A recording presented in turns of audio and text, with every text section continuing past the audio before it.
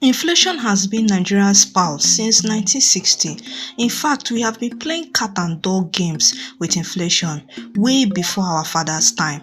But this video is about stagflation because the inflation has been stagnant in Nigeria since. And that is why I want to talk about Nigeria's stagflation, which was gotten from the words stagnation and inflation. Before I continue, let me brush your brain on what stagflation is all about. Stagflation is a perplexing condition where prices rise while the economy remains stagnant, trapping citizens between shrinking incomes and increasing costs. In simple and short, the prices will go up and the economy will never ever be better. So now, you understand what stagflation is all about. Let me continue with the video.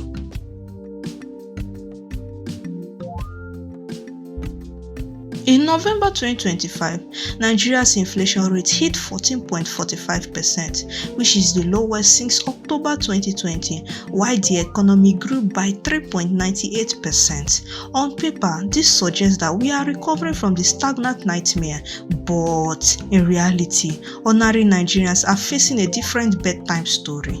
This inflation in Nigeria is just too stagnant for our liking. One day inflation comes down, the next week it goes up. When online news will tell you that there is progress, they are assuming that we are seeing it. My dear, we are not seeing it in any form and in any way. Nigeria is trying to grapple with the economy identity crisis that is still threatening its future. My wonderfully made Nigerians, we are really seeing something. God will really help us. Here is what analysts are saying. While the economy grew steadily each quarter, with analyzed growth expected to exceed 4% for the year, the stock exchange posted a 48.12% gain. Foreign reserves reached $45.4 billion and foreign direct investment reached from $90 million to $720 million in just one quarter. I just finished voicing out what the so-called analysts have said.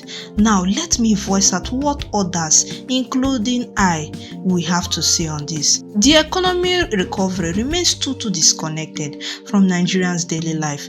As PwC chief economist notes, while there is an aspiration of consumer spending, the actual recovery is expected to be muted compared to the high-level economic data. This disconnect between macroeconomic performance, which is what officials have been saying, and what family households are experiencing, highlight that there is a big fundamental problem.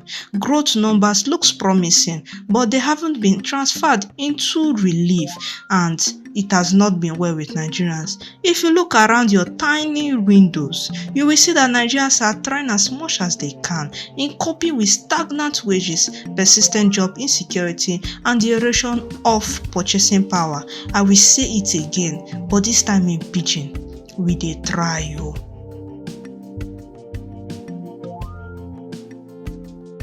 Nigeria's true economic battleground are the marketplaces, households, and businesses where inflationary pressures is always clashing with stagnant incomes. While the government are clapping their two hands and celebrating that inflation has fallen drastically, their own citizens are facing a reality where food prices is climbing the ladder without thinking of coming down, and it is not funny at all. You even have to consider the electricity sector where inadequate power generation and constant national grid has become an emblematic structural challenge.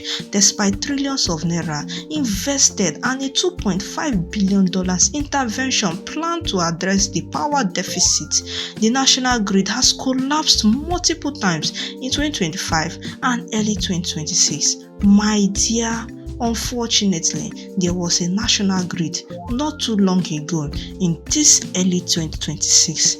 Me myself are shocked. For businesses, the power supply has never been adequate at all.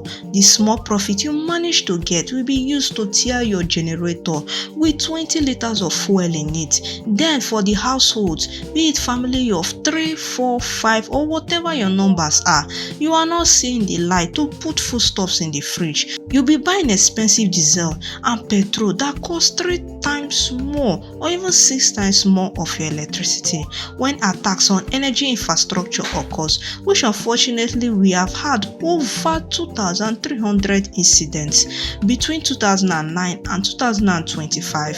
The economic impact extends far beyond the immediate outage, which will affect the way you work, your productivity, and it will undermine Nigeria's industrial competitiveness in total.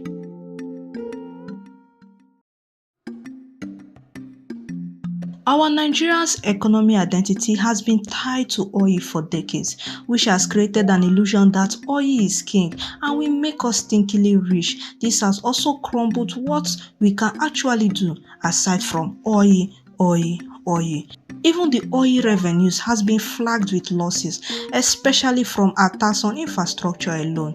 The bad infrastructure reached approximately $20 billion between 2009 and 2024, and it even peaked at $17 billion during 2013 to 2016 surge in militancy. If you look at the productivity paradox, there have been higher economic activities, but it has never ever translated to meaningful employment or wage growth. Security concerns compounds these economic challenges, particularly in the agriculture sector, where insecurity directly destroys food production and the farmers' eagerness and willingness to go to the farm is no more there. This relationship between insecurity and inflation has successfully created a vicious circle where food price increase has added more fire to the Nigerian stagflation.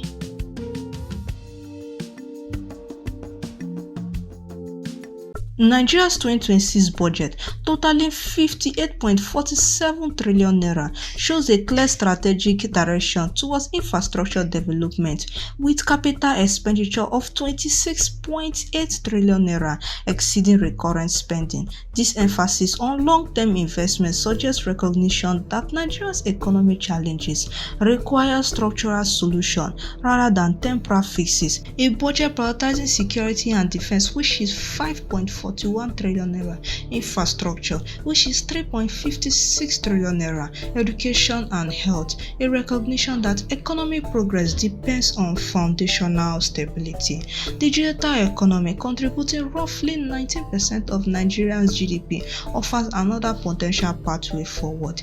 This sector could provide alternative growth engines that reduce dependence on oil and create jobs that align with Nigeria's demographic advantages. Similar, decentralizing the national electricity grid, as some experts suggest, could create more resilient energy systems, less vulnerable to single-point failures. Nigeria's economic path forward requires embracing and recognizing that true progress lies not in impressive statistics alone, but in tangible improvement of citizens' life. The country stands as a crossroad. Continue with temporary fixes that produces statistical improvement without structural change, or undertake the difficult reforms needed to build a resilient and diversified economy. The choice Nigeria makes will determine whether it emerges from stagflation stronger or remains trapped in an economic identity crisis of its own making. Let's see how it goes.